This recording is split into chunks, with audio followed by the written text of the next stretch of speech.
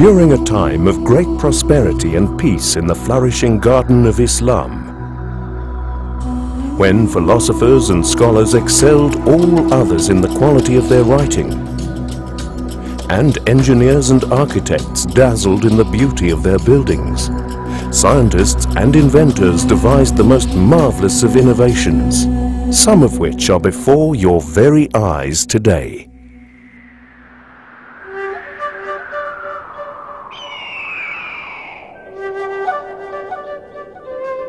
Of all the creatures that surrounded him, man envied the birds most of all. Oh, to soar like that, on the wind, through the clouds, how wonderful to be free, and how impossible. But to certain people, nothing is.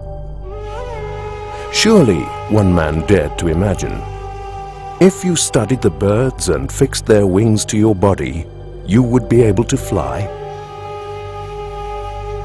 But could a flying machine really work? Could a skeleton of bamboo, tied together by silken strips and covered with eagle feathers, strapped to a man's back, actually simulate the intricate gliding effect of a bird's wing? Where a delicate aerodynamic balance exists, to enable a forceful stream of air to flow over and under its wings, lifting and propelling the bird forward, allowing it to fly. And so the inventor of the flying machine, Abbas Ibn Firnas, presented himself to the crowds on a hill near Cordoba, Spain, in the year 880, where, as the chronicles recount, he covered his body in a bird costume, guided himself into the harness, and told the crowd, "By guiding these wings up and down, I should ascend like the birds. If all goes well, after soaring for some time, I shall return safely by your side."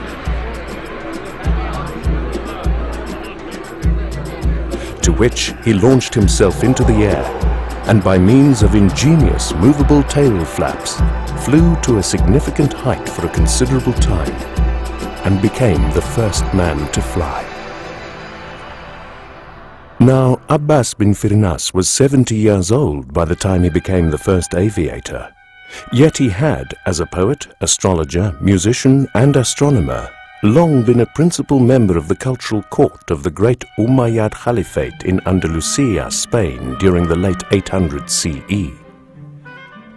Its capital, Cordoba, was flowering with scientific invention and artistic ideas. And in this rich, exciting environment, he delighted in the mystery of the unknown, perfecting the cutting of crystals and widely influencing the development of astronomy in Europe. Yet it was his flying machine which astonished his colleagues in the Muslim scientific community most, chronicling him as the man who jumped off the earth. In time, others followed Abbas Ibn Firnas. The Turkish flyer, Ahmad Chalabi, launched himself over the Bosphorus in the 17th century. Florentine artist and scientist Leonardo da Vinci designed flapping wing machines, gliders and helicopters. Further attempts at gliding, though, were only made 2 centuries later, 1,000 years after Abbas Ibn Firnas. And only in the 20th century were the principles of gliding and soaring on air currents finally understood, inspired by a man who so treasured the boundless sky over his beloved Andalusian Caliphate that he wished to reach out and touch it.